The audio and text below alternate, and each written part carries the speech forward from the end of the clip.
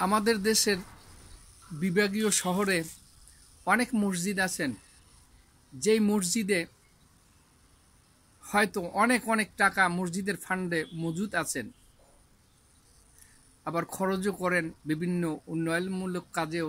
আমরা দেখেছি অনেক মসজিদ থেকেই বিভিন্ন দুর্যোগের সময় সেই মসজিদের তহবিল থেকে টাকা দিয়ে তাদেরকে চাল ডাল দেওয়া হয়েছে, এরকমও দেখেছি।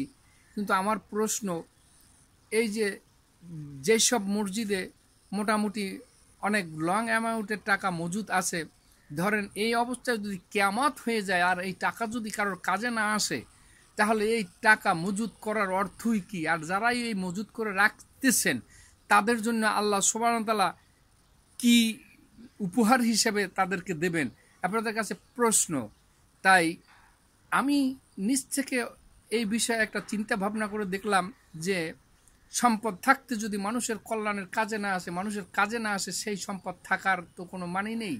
আল্লাহ সুবহানাহু ওয়া তাআলা বলছেন তোমরা মজুদ করো না, কোরআনের আয়াতের বাংলা অর্থ বলছি।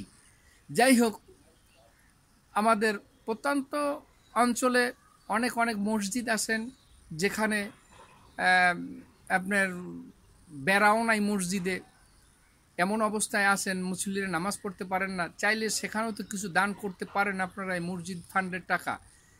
কত মানুষ অসহায় আছে, রুগ্ন আছে, অনাহারে আছে, অন্তত তাদেরকেও তো কিছু টাকা দান করতে পারেন। আল্লাহ সুবহানাহু ওয়া তাআলা তো বলেছেন যে তোমরা মজুদ করো না। আর মসজিদ তো অবশ্যই অবশ্যই আল্লাহ সুবহানাহু ওয়া তাআলার একটি পবিত্র স্থান, আর সেখানে অবশ্যই আল্লাহ সুবহানাহু ওয়া তাআলার রহমত তো অবশ্যই থাকবে। তাই সেখানে মজুদের প্রয়োজনটা কি? আপনারা চাইলে এই মসজিদের এই ফান্ডের টাকাগুলো আপনারা তো চাইলে অবশ্য মানুষের বিভিন্ন মানুষকে দান করতে পারেন। কারণ হচ্ছে কি, এটা মজুদ করে কি হবে?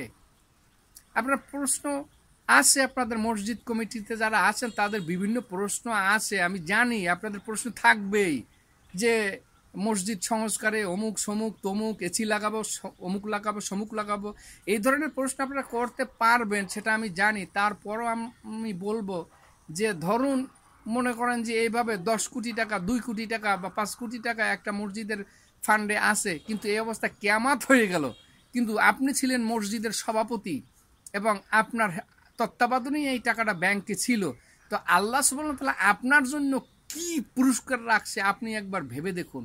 আমি এমনও দেখেছি, অনেক মসজিদে দেখেছি যে প্রায় প্রায় খানাপিনার আয়োজন করা হতো এবং যারা আমাদের কমিটির সদস্যবৃন্দ ছিলেন তারা তাদের আত্মীয় স্বজন, তাদের বাসার লোকজনদেরকে নিয়ে সেখানে খাওয়ানো দাওয়ানো হতো।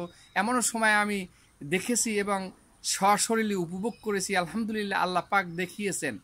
তাই বলবো আপনাদেরকে, একটু অন্তত আল্লাহ সুবহানাহু ওয়া তাআলার হুকুম হাকাম ভেবে চিনতে কাজ করুন, শুধু মজুদ করার চেষ্টা করবেন না।